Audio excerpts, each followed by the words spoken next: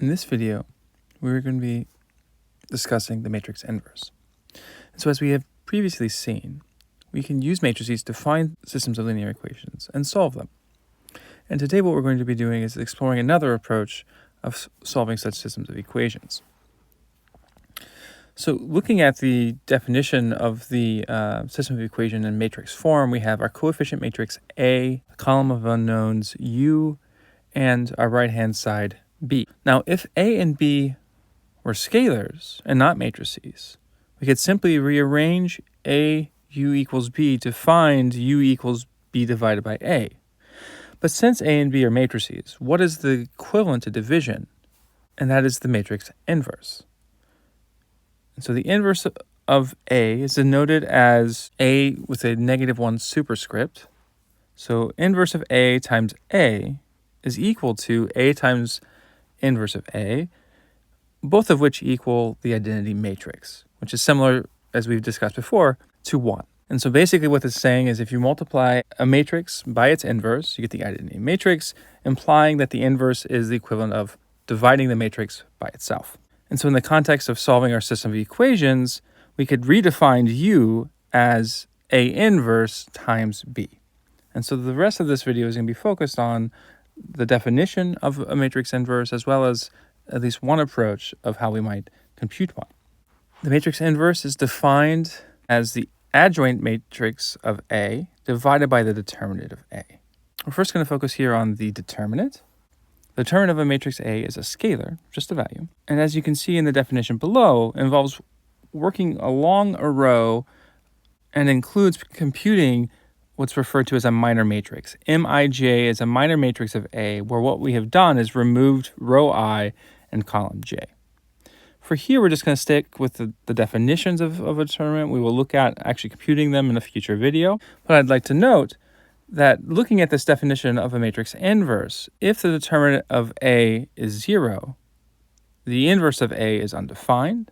In that case, A is referred to as a singular matrix, which implies that the corresponding system of equations does not have a unique solution.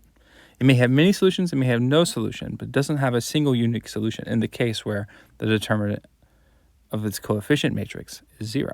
Moving on to the second part of this definition of a matrix, we have the adjoint matrix, where the adjoint matrix is the transpose of the cofactor matrix, B, and B, you can see, has similar terms to what we saw in the determinant, involving the determinants of these minor matrices.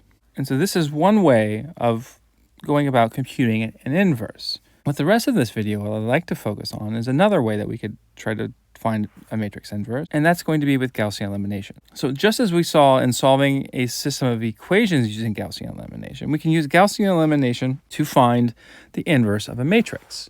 The difference here is we construct a different type of augmented matrix, one that includes our coefficient matrix A.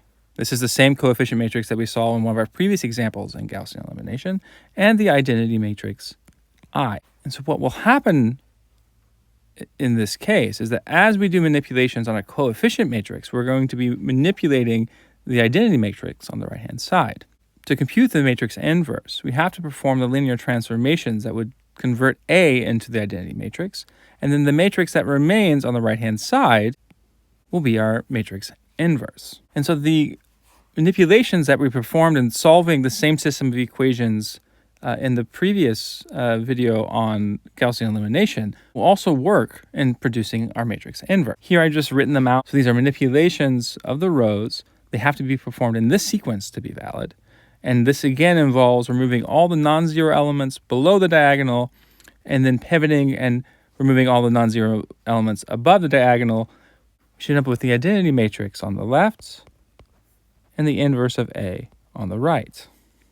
To confirm that we have produced an identity matrix, let's first perform the identity, where we're going to take the inverse of A, multiply it by A, and what we should end up with is the identity matrix. And now when performing this multiplication, we will walk along the rows and down the columns.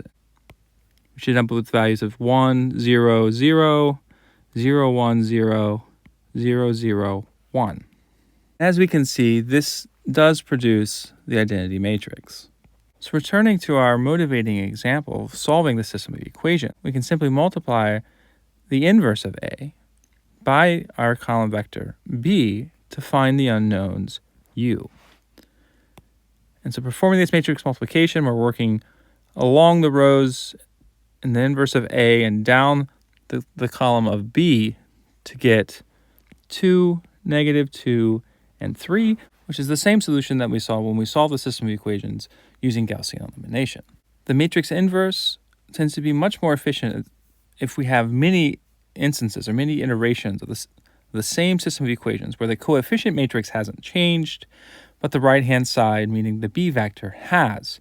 And so in that context, using the matrix inverse is much more efficient than performing Gaussian elimination for every instance of B. So that concludes our video on the matrix inverse. Future videos will explore other methods for solving systems of equations, as well as provide more details on how we compute the determinant of a matrix.